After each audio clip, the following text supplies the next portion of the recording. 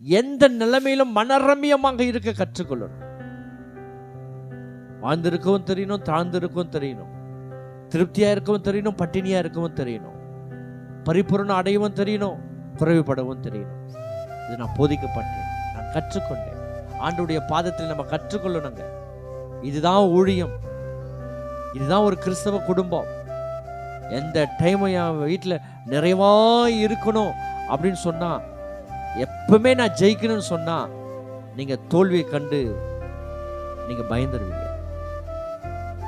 எனக்கு ஜெயிக்கவும் தெரியணும், தோல்வியை அனுபவிக்கவும் தெரியணும். அதுதான் வெற்றியின் ரகசியம். ஜெபிக்கலாமா? கர்த்தர் உங்களை ஆசீர்வதிப்பார். இந்த தேவ வார்த்தை உங்களை பிரயோஜனமா இருக்கும். உங்களை பலப்படுத்துகிற கிறிஸ்து, என்னை பலப்படுத்துகிற கிறிஸ்து, நம்மை பலப்படுத்துகிற கிறிஸ்து எல்லாவற்றையும் செய்கிற பலன் நமக்கு தருவார். ஹல்லேலூயா. எல்லாரும் கர்த்தரை ஸ்தோத்திரம் பண்ணலாமா? நன்றி தகப்பனே.